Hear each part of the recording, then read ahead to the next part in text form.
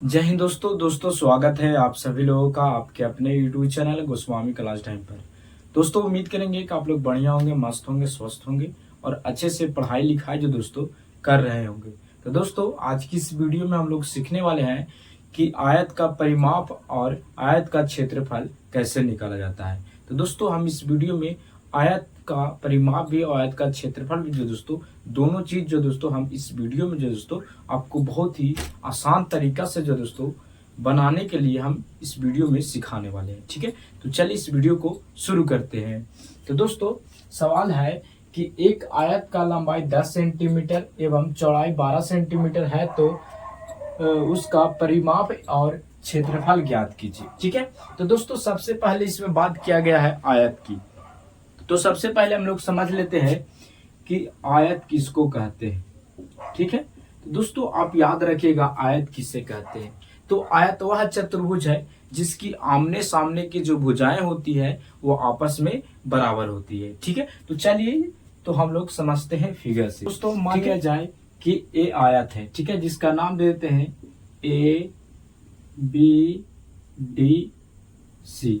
ठीक है, तो एक क्या हो गया, ये आयत हो गया। ठीक है, तो आयत का परिभाषा हम आपको क्या बताएं कि आमने सामने के भुजाएं आपस में बराबर होती है। ठीक है, जैसा कि मान लिया जाए कि इसमें दिया गया है कि आयत का लंबाई कितना दिया गया है तो 10 सेंटीमीटर और चौड़ाई कितना दिया गया है तो 12 सेंटीमीटर। लंबाई के मतलब खड़ा होता है, ठीक है, और चौड़ाई के मतलब पसरा हुआ। ठीक है, तो मान लिया जाए ये चौड़ाई है, ये कितना दिया गया है तो 12 सेंटीमीटर दिया गया है, और जो लंबाई है कितना दिया गया है तो 10 सेंटीमीटर दिया गया है। ठीक है, तो आयत का परिभाषा से हम लोग चलेंगे तो आयत का परिभाषा कहता है कि आयत वह चतुर्भुज है जिसकी आमने सामने की भुजाएं आपस में बराबर होती है। तो दोस्तों यहाँ पर आप समझिए कि मान लिया जाए कि ए बी जो भुजा है वो 12 सेंटीमीटर है, तो नीचे जो डीसी है ये भी 12 सेंटीमीटर होना चाहिए, तब जाके जो दोस्तों ई वाली और ई वाली भुजा जो दोस्तों आपस में बराबर होगा। उसी प्रकार से मान लिया जाए कि एडी जो भुजा है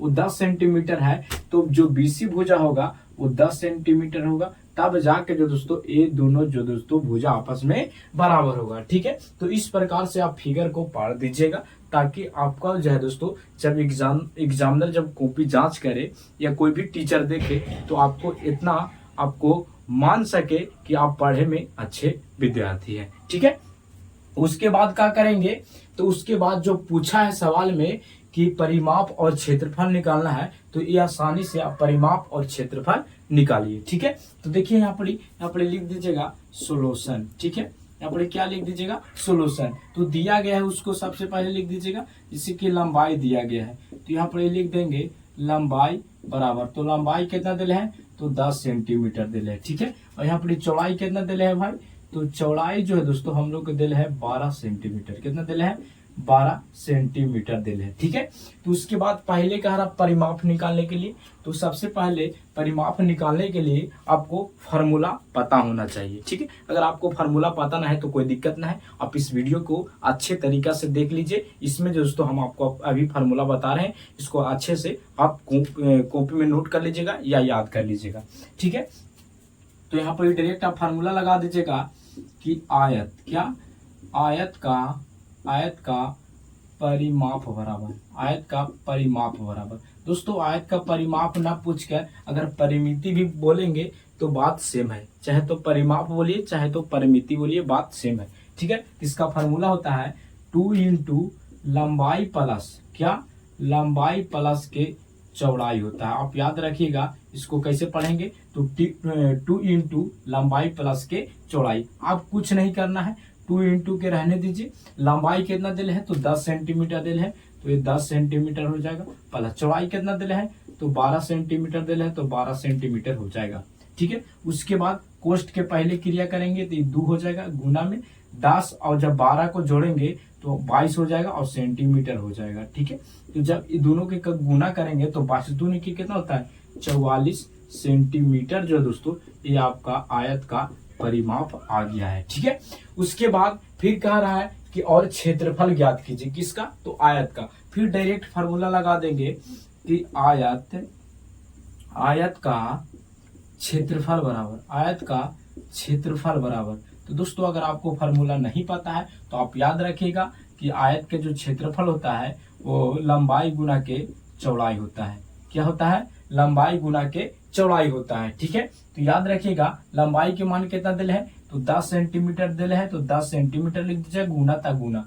चौड़ाई कितना दिल है तो 12 सेंटीमीटर दिल है। उसके बाद क्या करेंगे दोस्तों, जब ये दोनों के गुना करेंगे तो यहाँ से 12 से पहले एक में कर दीजिए तो 12 हो जाएगा और 0 बैठा दीजिए। 2 सेंटीमीटर है तो सेंटीमीटर स्क्वायर कर दीजिए, यानी 120 सेंटीमीटर स्क्वायर जो दोस्तों क्षेत्रफल आ गया। ठीक है, तो अगर आपसे पूछेंगे कि एक आयत का लंबाई 10 सेंटीमीटर एवं चौड़ाई 12 सेंटीमीटर है तो उसका परिमाप और क्षेत्रफल ज्ञात कीजिए, तो आप बता दीजिएगा उसका परिमाप जो होगा कितना होगा तो 44 सेंटीमीटर होगा और क्षेत्रफल कितना होगा तो 120 सेंटीमीटर स्क्वायर होगा। ठीक है, तो आप इस तरीका से आप बनाइएगा तो आपको जो दोस्तों कहीं भी आपको बनाने में कोई दिक्कत नहीं होगा और कभी गलत नहीं होगा। ठीक है, तो दोस्तों अगर आपको ये वीडियो अच्छा लगा होगा तो आप इस वीडियो को लाइक जरूर कीजिएगा। अगर आप चैनल पर पहली बार होंगे तो चैनल को भी सब्सक्राइब जरूर कर लीजिएगा, क्योंकि इसी तरह का वीडियो जो दोस्तों आपको